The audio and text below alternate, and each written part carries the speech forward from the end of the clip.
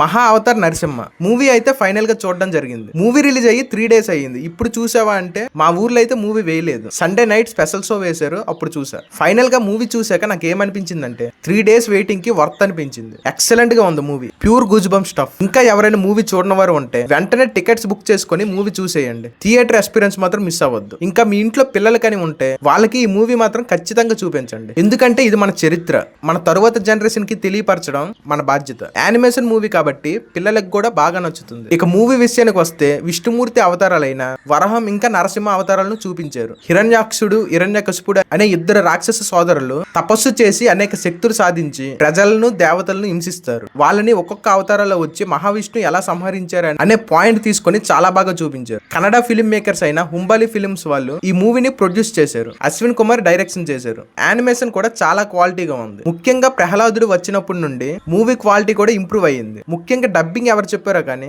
చాలా పర్ఫెక్ట్ గా ప్రతి ఒక్క క్యారెక్టర్ కి వాయిస్ బాగా సింక్ అయ్యింది. రిలీజ్ అయినప్పుడు తక్కువ హైప్ తోటి రిలీజ్ అయినా ఇప్పుడు ఈ మూవీ చేస్తున్న సౌండ్ చూస్తుంటే చాలా హ్యాపీగా ఉంది. మన పురాణాలు, మన చరిత్ర గురించి ఇంకా సినిమాలు రావడానికి ఇది ఒక మంచి స్టెప్ గా ఉంటుంది. మన ఇండియన్ హిస్టరీ కంటెంట్ లో ఉన్న దమ్ము అలాంటిది. థియేటర్ లో పడే ఒక్కొక్క ఎలివేషన్ కి థియేటర్ బ్లాస్ట్ అవుతుంది. ఈ మూవీకి కూడా కొంతమంది నెగిటివ్ రివ్యూ ఇచ్చేవారు ఉన్నారు. ఆ రివ్యూలు ఏవి మీరు పట్టించుకోకుండా మూవీని బాగా ఎంజాయ్ చేయండి. ఈ మూవీ టీం దీన్ని ఒక సినిమాటిక్ యూనివర్స్ గా తీస్తున్నారు. 2 years కి ఒక మూవీని రిలీజ్ చేస్తారంట. నెక్స్ట్ 2027 లో పరశురామ అవతారం గురించి, అలా మహావిష్ణు అవతారాలు చెప్తూ 2037 వరకు ప్లాన్ చేశారు. అంతే ఆల్మోస్ట్ 10 years అనమాట. ఈ మూవీ కానీ మంచిగా హిట్ అయ్యి కలెక్షన్స్ వస్తే నెక్స్ట్ మూవీకి ఇంకా క్వాలిటీ పెంచి బెస్ట్ సినిమాటిక్ ఎక్స్పీరియన్స్ ఇస్తారు. అదే అవ్వాలని కూడా కోరుకుందాం. సో ఇంకా ఎవరైనా మూవీ చూడకపోతే లేట్ చేయకుండా వెంటనే మూవీ చూసేయండి. అస్సలు థియేటర్లో మిస్ అవ్వద్దు. అలాగే ఇలాంటి కంటెంట్ కోసం ఈ వీడియోని లైక్ చేసి మా ఛానల్ని సబ్స్క్రైబ్ చేసుకోండి. ఇంకా మంచి వీడియోస్తో మీ ముందుకు వస్తాం.